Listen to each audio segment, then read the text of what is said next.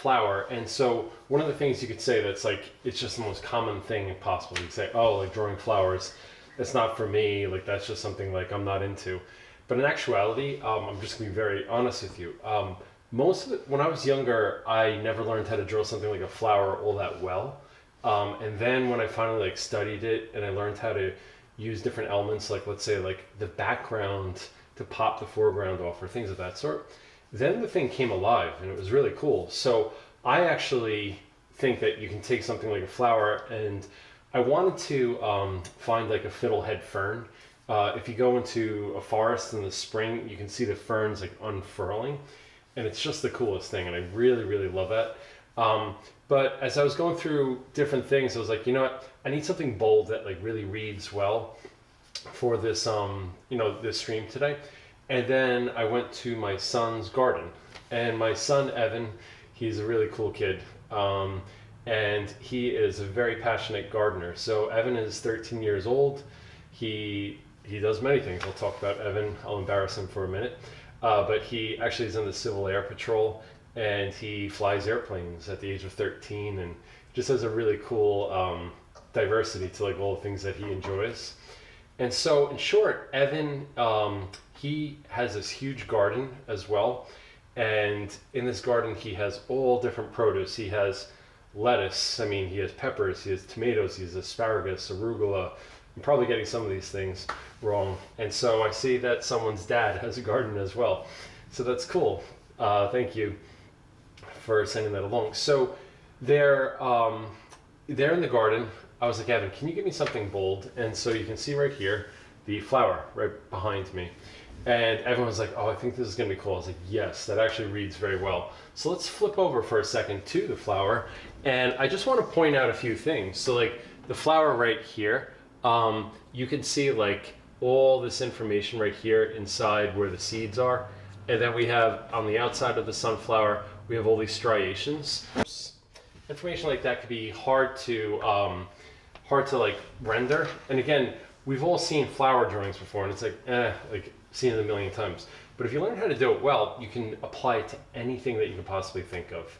So with that, let's jump into our drawing of the flower. We're just going to start with the basic number 2 pencil, and I have my eraser right here all ready to go. So with that, we'll jump over. All right, so as I work on this, one of the things that I want to do is I want to be sure that I am thinking in terms of the broadest possible picture. So the broadest possible picture for this flower is really the basic shape that pops into your mind. It's a big circle, right? So what I'm going to do on my drawing is I'm actually going to work like really big on this flower. So I want like a huge flower like that. So not like a small one, but I want to go pretty big. And as I'm working in terms of like the absolute simplest shape, I'm going to also immediately think about the background right here. So the background right here, if you think of, like I have an image right here of the flower that you can see, and we can zoom in on it like that. And you can see the background is going to play like a really big role, because we're going to take the dark of the background, we're going to really pop off the light of the foreground. So I'm looking right here, and what I'm going to do in the course of this is I'm going to, as I flip back and forth, I'm going to allow you to see how this is almost like a sphere that we would maybe think of in terms of like the rendering of the moon or something like that. And yet it also has like a cup shape to it. So if you look at the shape of the flower, it almost has like, in a way, an element of a cup where the light comes in and hits it, and the inside of the cup is going to be dark. Like let's say light's coming from this angle. The inside of the cup that can't receive the light is going to be in the dark. So think of the flower in two ways. In a way, it's almost like a sphere. Another way, it's almost like an inverted sphere. It's a cup where the petals that are up against the light source are actually going to have a slight shadow on them. So, all right, so I have the outermost petals right here. Then I'm going to go to the obvious inner area where the seeds are. And I'm just going to do that. So again, if this seems like really, really simple and really boring, just give the drawing a little bit of leeway and allow for it to like surprise you. In this right here, as we look at another angle, so I'm going to look at that right there. One of the things that I would encourage you to do is also to think of the stem. So I've actually taken another vantage point for the stem, and the stem comes down and has like kind of like these cool petals.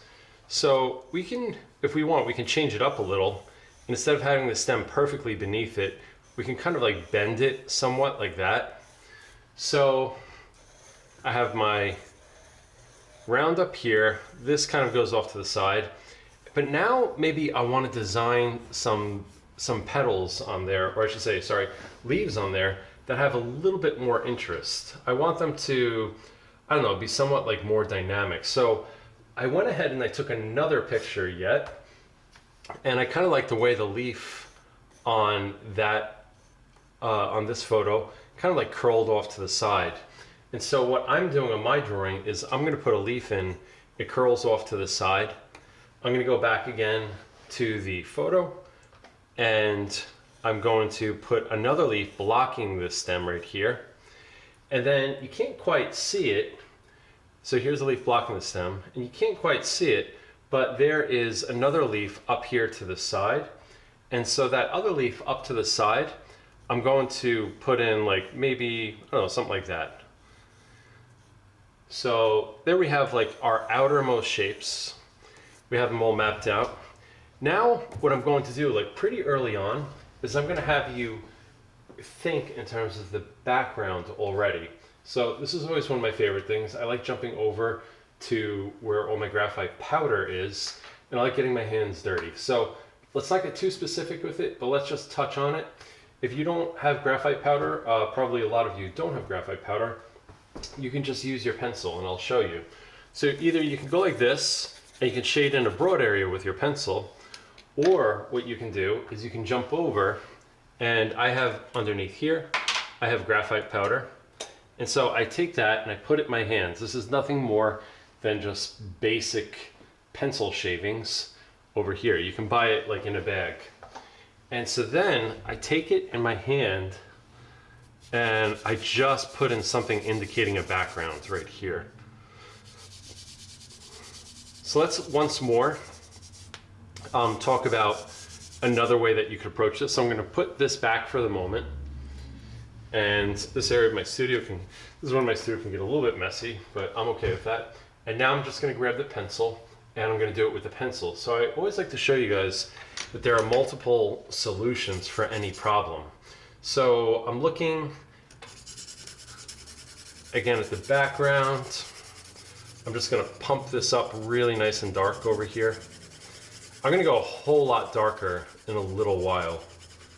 So if you are doing this, I wouldn't lean on the pencil so incredibly hard. I'd lean somewhat hard on it. And so we got this a little bit darker here. Now I take my palm and check this out. I go like this, and I really I'll even use the heel of my hand, and I'll push that graphite in with the heel of my hand over here. So I already have a feeling of light falling on the subject. And now, as crazy as this might seem, but I might take my finger, you see how my finger has so much graphite powder on it? So what I might do is I might even smudge some of the shadow on that flower over there. And even further yet, I might go back to my graphite powder, just dip my finger into it, get even a little bit more graphite powder like that, and then I'll go back to my drawing and I'll get that area where all the seeds are. So now I can really feel, for me, the biggest, broadest shapes mapping out.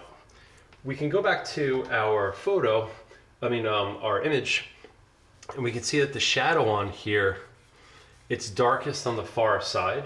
So it's darkest over here. So again, take a look at that shadow. It's darkest over here. And then go back to your drawing. It's darkest over here. Now I want you to take a look at the shadow cast right here. Again, it's almost like a cup, like my hands, where light's coming in and it's going to be darkest over here. It's kind of light over there. Same thing with my flower. Check this out. It's a little bit dark over there. It's a little bit light over there. It's a little bit dark over there, and it's a little bit light over here. Or I should actually say it's very light over there. So, okay, we had that roughly mapped out. Now it's time to get into more specifics. So if you are working on this lesson and you're wondering, okay, what am I going to do with a flower drawing? I can tell you, if you ever become a professional artist and you learn how to paint flowers, or you learn how to paint still life objects, such as like I paint violins.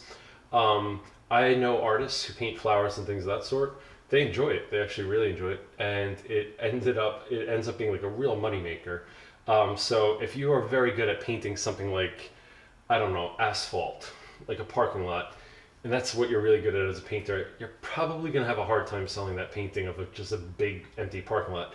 But if you can paint flowers, a lot of people would enjoy that. So it's not that everything in our world has to be calculated for the sale, but I like to tuck things away and say like, hey, I do enjoy this. I would like to get better at it. And people really like to hang this on the walls of their home. And so I think that's part of being an artist. So, okay, let's start carving out the negative space for the flower. So there's no way I could be too exact with this, but I'm not gonna like go around necessarily. You can if you want. You can map out like a general path of where those petals might go. And you can quickly like kind of fill it in with the background. You see how I'm doing that?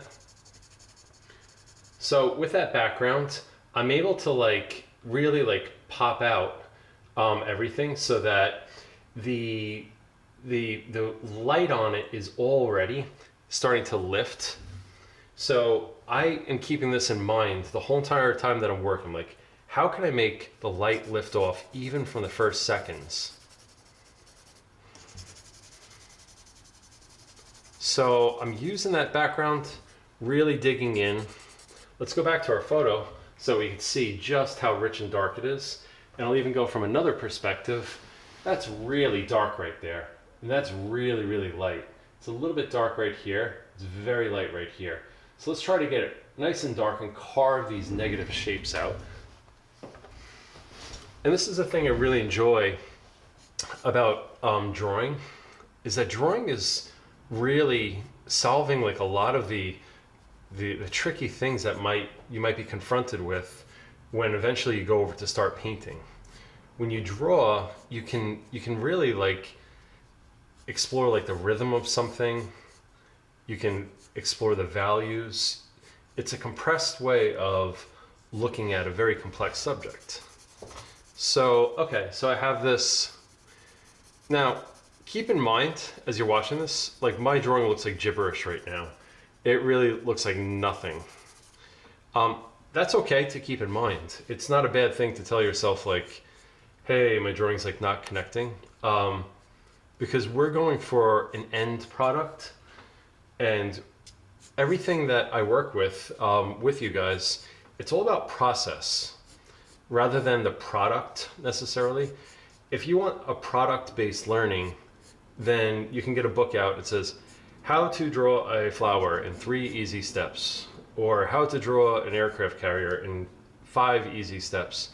But I prefer, instead of that, for someone to teach me how to draw, and for them to teach me the general principles that really undergird like all of drawing and painting, and then I can roll it over to different things. So again, carving out that negative space. So if you guys want, what I would recommend is, with your parents, always ask your parents if you can look something up with them. And there's an artist, and her name is Marjorie van der Stoe. And Marjorie van der Stoe is an artist here on Long Island, and she is an amazing person because she is a mother. She's also a doctor, so she has a medical practice. And after having kids and with the busyness of her having a medical practice, she actually went back to an art school, an atelier, and she learned to draw and paint. And she's literally one of the best painters I've ever met in my life of floral subjects. And she sells her paintings all across the country, I think at this point across the world. But it's just so cool how she went back to painting when she was, and Genevieve, I see right there, my mom is also a doctor. Cool. Tell your mom that painting, the world of painting is open. So like going back, and she was able to open this world up, and her paintings have connected with people from all over. I found that to be like really special. So, okay, so now this over here, I'm happy with how this is kind of like filling out, but what I'm gonna do is I'm gonna unify it because it looks a little bit sloppy, let's say. Like it's almost hard sometimes when it gets too busy for our eye to make sense of the subject. So I am gonna go like this, and I'm using a blending stump to unify the background. Really, it's just taking away all the busyness of my strokes, and it's just kind of blending it together. So if you don't have this, don't worry. You know what you do have if you're watching this? You have this. And you can take your finger, and you can go like that, and you can blend everything together. So there's so many ways of getting all these things like unified. Another approach yet is you can grab a piece of paper towel. You can bundle paper towel up, and you can go like that, and that actually helps unify it. So can you guys see how before I had all very, very busy strokes, but now this is all getting really soft, and so all the sharp information over here, that's where our eye is going. And I feel like that's a good reason to pause and for a moment dwell on that. Our eye is attracted to sharps. Our eye is not drawn to softs. And so when we look at a painting, when there's, let's say a lot of the painting is very soft, and there's like one sharp pinged like right in the middle, our eye's gonna go right for that sharpness. So as you look at your artwork, I'm giving you like little tips on what's called aesthetic theory. A-E-S-T-H-E-T-I-C, if I spelled that correctly, aesthetic. Aesthetic theory means if you can guide your viewer's eye around your drawing, then you can lead them to the things that you think are beautiful. So as I go back to my drawing, I think that the area where the petals meet the background should become even sharper. So I'm even going to embolden these sharps more yet. And I'll make my way over to the other side of the flower, but I really wanted to carve out the dark on light first over here. So I'm emboldening all of this right here, getting it even stronger. So maybe even what I'm going to do is I'm going to take the paper and I'm going to lift it up so you could see it even closer to the camera image. So check out how I use that really dark line to pop out the external contour. Okay, so now I'm going to make my way over to the other side of the flower right here, and I'm just working my way around. I'm not being too exact because as I look at the flower, there's so much information there that it would just make my head spin if I tried to get everything exactly where it's supposed to be. Another thing that you can think of as you work is you want to try your best to not make every petal look the same. If you do that, then people who look at your drawing are going to realize it, and they're going to kind of call you out on it and think that like their eye is going to tell them that maybe you weren't so curious about your subject. And we want to be curious about our subject. So I'm hopping between a few different images of the flower. I'll leave that up for a moment as I make my way around my drawing so that you can look at that.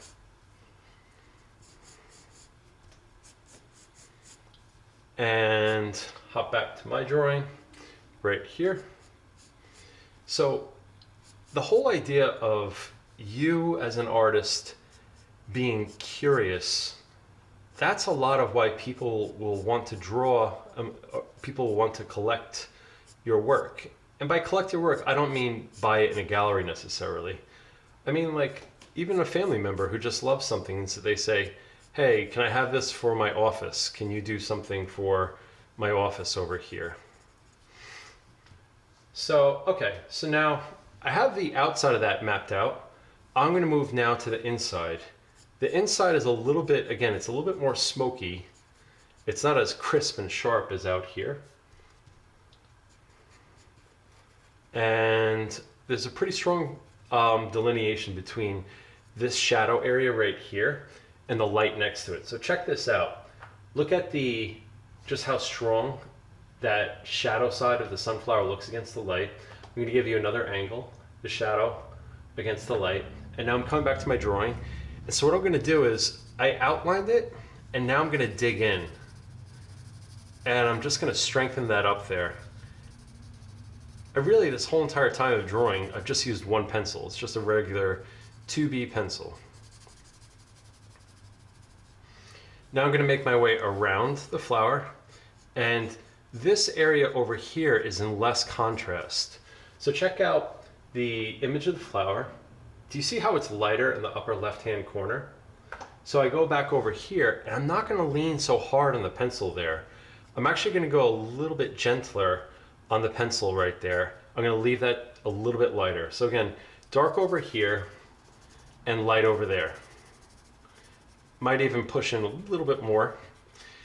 And I don't know if you could see it in your drawings yet, but as you use these broad ideas, all of a sudden your drawing's you're gonna look down and be like, oh wow, I've drawn flowers before, but this is really starting to lift off the page. And that's because early on, we chose to see the dark of the background and the light on the subject itself. So let's grab, if you have a blending stump, this is a perfect time for it.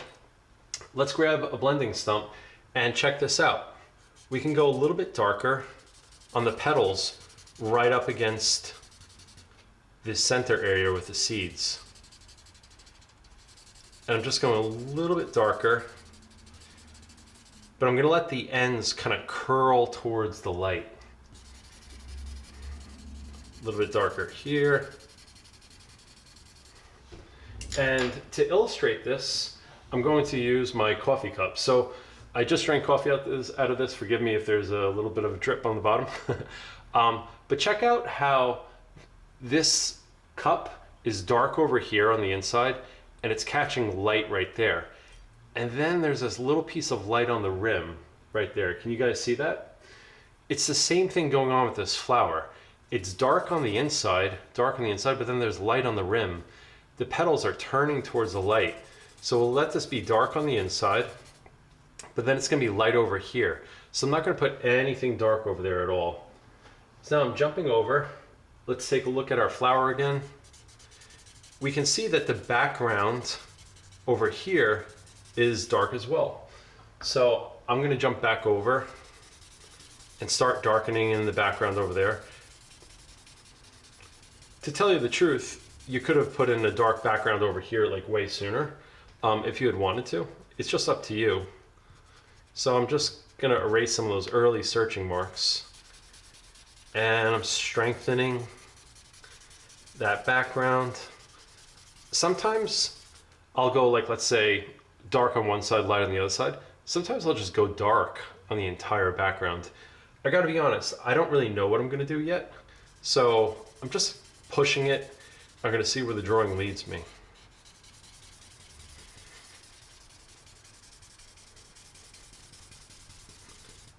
All right, so I'm pretty happy with the way this is lifting off the page. What I'm gonna do now is I'm gonna pause on the flower, and I'm gonna go back to the stem of the flower. So let's look at the stem of the flower. I think probably this is a better image. Let me try to find the perfect image that I took before so that you can get a good idea. There we are. So I like that stem. I think that works pretty well. So I'm going to maybe swap out my 2B pencil, and I'm going to go over to my drawing area right here. This is where I have, like, let's say this is, let me see which pencil this is. This is a 2H pencil. That's perfect. So that's a much lighter pencil. If you only have one pencil, don't worry about it. But as I go back to the stem is much, much lighter. So I kind of want like a more delicate line right here. See how I'm just carving that out very delicately? And I'll already start shading it in. Now I'm going to start to get the leaves that I was talking about before. And for the leaves before, check out this image right here. That's a cool, I like the way those leaves are in that pattern right there. I like it so much that I even might change over the drawing to go with that new pattern. I'm always searching for the better thing. So let's flip back and forth. Okay, there's a leaf going right across the stem right there. So I'm going to put a leaf going right across right there. So let's see, it kind of goes like this. And again, flitting back and forth. I want to get it has a cool shape to it. So I want that like swirl curl right here. And it comes down like so.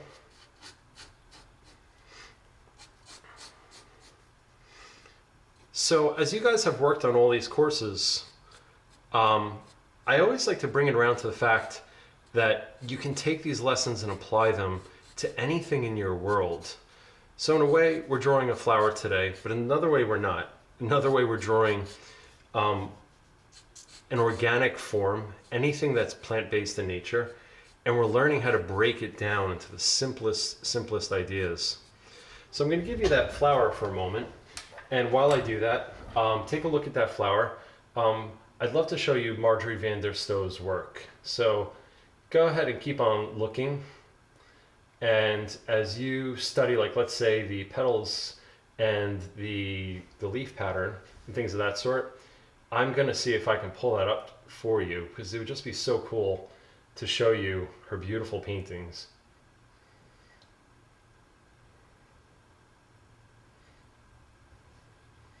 And her work is popping up right here. And give me one moment. So I'm just so impressed with this woman. Here she is right here. And I just think that that is so beautiful. And I think that her work, I think that she's just so impressive because she went ahead and she studied like all these things while she had so much going on in her life. And then she became an artist whose work is collected like all over the place. I think these are like small studies by her, and I've seen other work by her that I think is even like just like so incredible, even beyond what I've shown you in this moment. So what I'm going to do is I'm going to upload onto the website. I'm going to upload some of Marjorie's work. I'm going to ask her for permission to do that. And I'm going to send it to you guys, and I'd love for you to see how far you can take paintings of roses. She has huge bouquets with like hundreds of flowers. The images I just showed to you were small little studies that she put up in an auction. So, okay, so we have the leaves mapped out. Now let's take our 2H pencil. Again, if you don't have the 2H, don't worry about it. Just use the 2B pencil. And we're going to lean kind of like lightly on it. And we're just going to shade that in very, very gently. Now here's the thing. This area right here, this area is very much in the midtones, right? So if this area right here is super, super bright on the flower, and let's look back at the image. It's super bright up there. And so bright up here, and this area is like right in the mid-range right here, then what we should do, if it's in the mid-range over here, is we should let the background be lighter. So if we take this dark background and we push the dark background all the way down to the stem, what we risk is possibly the whole entire image, the whole entire work of art will possibly feel murky and kind of like bleak. So I always encourage people to think before they just darken an entire background and think, well, is that very delicate mid-tone area? Is that something you necessarily want to have an inky black background next to? Or maybe you could leave it kind of light. So we're going to use a taper, and that taper will go like right up to the leaves. And then you see how I'm making it lighter and lighter? So the leaves stand out, and yet they're not like being overpowered. Okay, so now get ready for the big guns. Now it's time for us to get an even darker pencil. So I'm going to reach over here and let me see. This right here is, this is a 5B pencil. I'm going to sharpen it right here. With my darker pencils, I sharpen them with a with an electric sharpener, I will get a little bit sharper like that, and then I'm just going to wipe it so I get all the extra graphite off. Now I'm jumping over, and now check this out, ready? Let's go really dark up against the flower, the sunflower right here. And what I'm going to do is I'm kind of creeping up towards it, and then I'm going to really lay in. So maybe I'll even, to do this, I want to get a good angle. So check this out. I'll just turn my paper and I'll push pretty hard on this 5B pencil, just like that. So I don't make my drawings dark on the entire backgrounds. I do it in choice areas where I want the light to shine. So as you're all working, we learned today that we can draw our viewers' attention to a certain area on a painting or a drawing by having a sharp line there. But guess another way of diverting, or I should say directing, the viewer's eye on your drawing or your painting. Another way of doing that is having the area of highest contrast.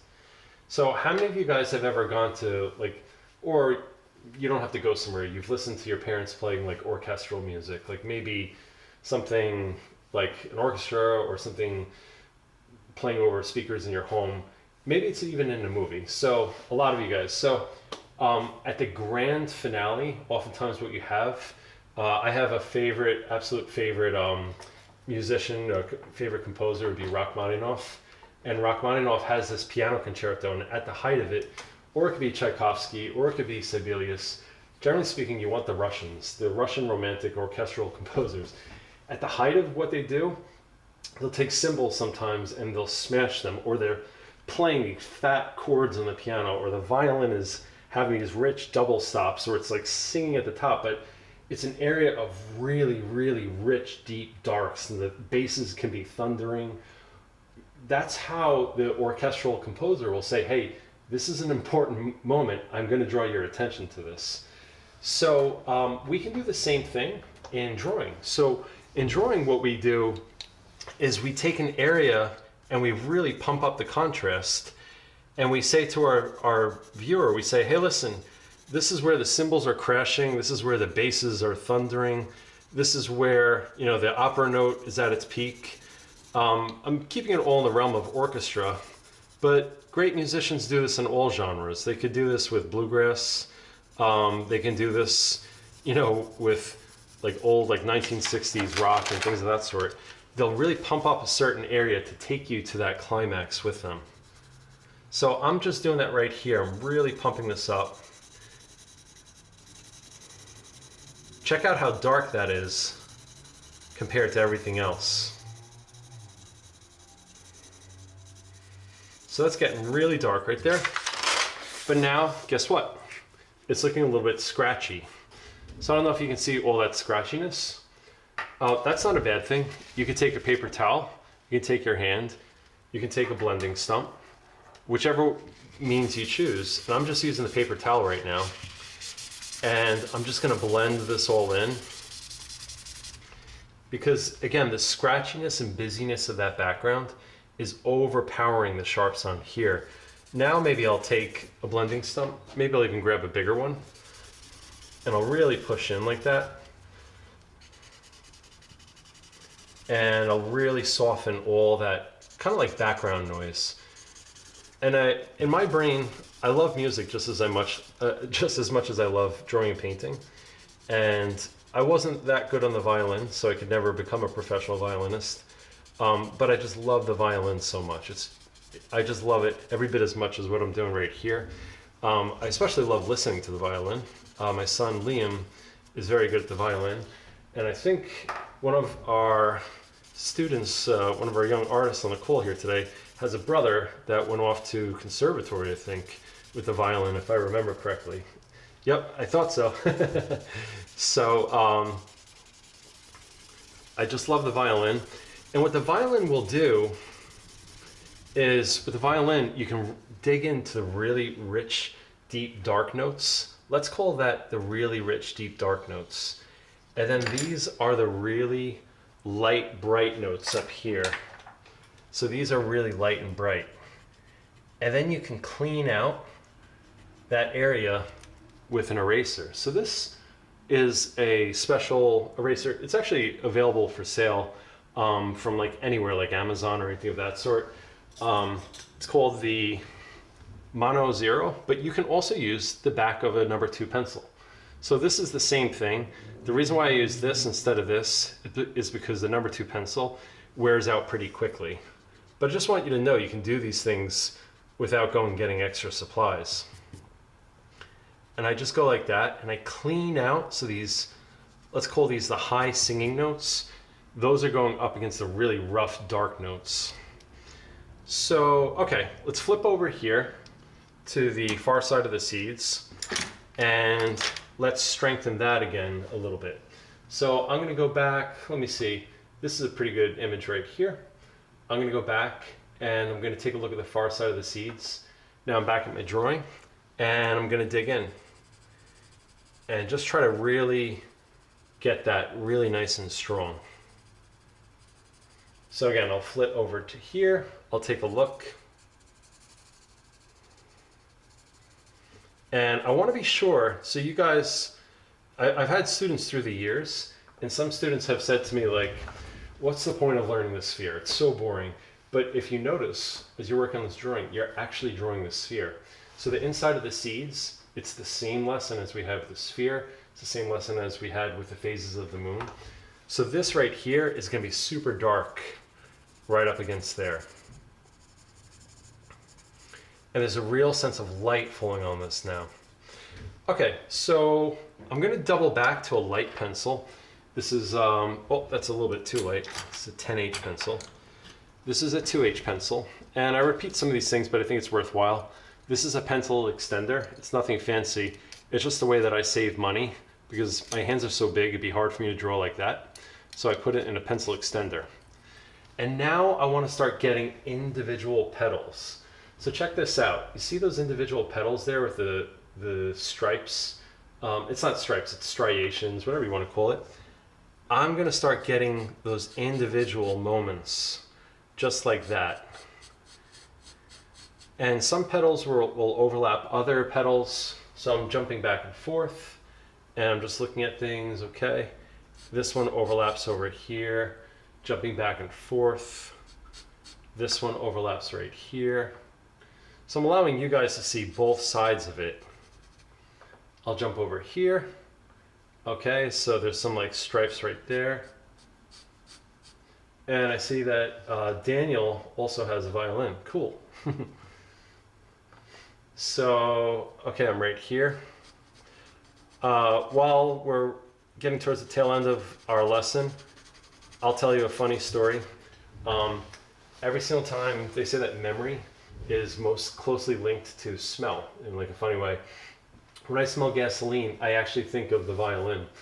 And you want to know why that is? When I started to play, I was so terrible at the violin that my parents were like, you have to go play in the basement. The basement was where they stored all the lawnmowers and the weed whackers, so it smelled like gasoline. And so every time I'm at the pump, it just pops into my mind, remembering scratching those early notes. My parents would be like, oh, it's awful. And then after a while, they were like, oh, you got much better. All right, so check this out. I have the number 2, the 2H pencil, and you can go even darker with a sharp pencil. You get these really crisp, really nice darks right up against the sharp light, the sharp line and the light on here. And then you can go back in and you can keep carving out the light up against these darks. So you can get this really amazing, like crisp, rich dark up against this brilliant light. And I'd encourage you guys, when you get out of this class, I would encourage you to erase away and clean up like where your hand's smudged. And just, you could push the lesson further. What I've been thinking of doing is, I've been uploading these live streams to YouTube afterwards. And just so all the parents know, in the YouTube videos, it is only my face in the video. It's never any face of any children. You can literally just see me in my drawing station. And also putting up for you guys so that you could see the image that I've been referencing so that you could push your drawing along further if you wanted to. So I think that might be fun. So, okay, we're getting right towards the end with that. I'm going to maybe push a few things on this side of the flower a little bit further. And again, I'm going back and forth. Where the light hits the flower strongest, that's where it's going to be the most bleached out. So you'll have actually more information in the halftones right here than you will in the lights.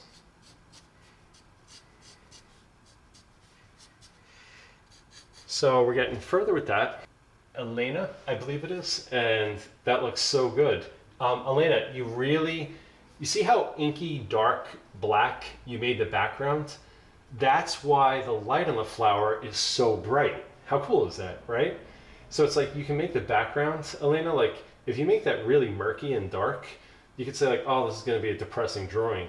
But then you have this beautiful light on the flower, and it's like, oh, it's a really lovely, like joyful drawing. So like, we always will take things, we pit them against each other. That's why I talk about music so much. Composers will take really dark passages, and then right next to it, they put like a flute solo or a piccolo solo, and you're buried by these like dark, thunderous passages, and then all of a sudden, the light just sings, and you're like, oh, what relief. So, Elena, you did that with your drawing. I'm really proud of you. So, guys, you did really great today. I think we're right at the end of our time.